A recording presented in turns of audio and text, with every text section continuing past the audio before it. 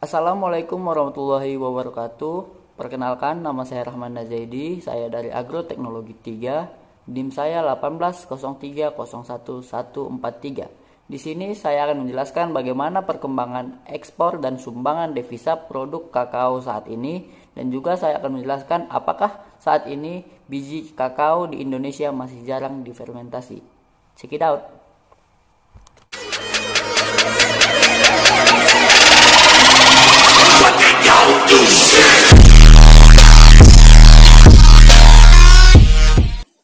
Indonesia merupakan negara penghasil kakao terbesar ketiga di dunia setelah Pantai Gading dan Ghana. Ditinjau dari segi produktivitas, Indonesia masih berada di bawah produktivitas rata-rata negara lain penghasil kakao. Menurut Badan Pusat Statistik, pada tahun 2018, biji kakao yang paling banyak diekspor yaitu kakao butter dengan persenan sebanyak 40,72%, sedangkan biji kakao yang paling sedikit yaitu sebesar 7,31%. Menurut Badan Pusat Statistik juga, total ekspor kakao dari tahun 2014 sampai tahun 2018 mengalami fluktuatif naik turun. Peningkatan berkisar antara 6,78 sampai dengan 7,53% per tahun, sedangkan penurunan mencapai 19,4%. Untuk tahun 2018, total ekspor mengalami peningkatan sebesar 7,31%. Pada tahun 2014, total volume ekspor mencapai 333,68 ribu ton dengan total nilai sebesar 1,24 miliar US dollar, naik menjadi 380,83 ribu ton pada tahun 2018 dengan total nilai sebesar 1,25 miliar US dollar.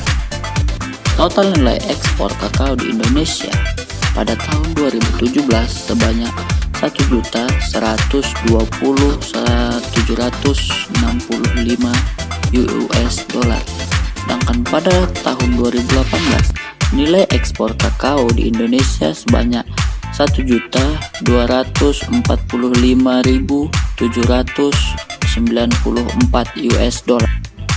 Selanjutnya saya akan menjelaskan apakah saat ini biji coklat atau biji kakao di Indonesia masih jarang difermentasi. Pada kenyataannya, menurut Badan Pusat Statistik, kontribusi terhadap total produksi kakao di Indonesia pada tahun 2018 paling banyak dipegang oleh perkebunan rakyat sebanyak 97,29%. Sisanya dipegang oleh perkebunan negara dan perkebunan swasta. Oleh karena itu, perkembangan kakao di Indonesia sangat ditentukan oleh perkebunan rakyat. Maka dari itu, perkebunan rakyat sebaiknya dijaga agar dapat menghasilkan kakao berkualitas tinggi.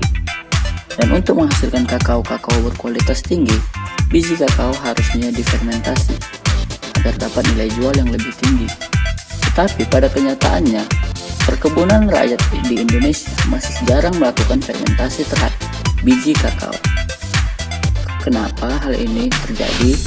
Hal ini terjadi dikarenakan fermentasi biji kakao membutuhkan waktu yang lama, dan para petani kakao di Indonesia membutuhkan dana yang cepat agar uang dapat berputar.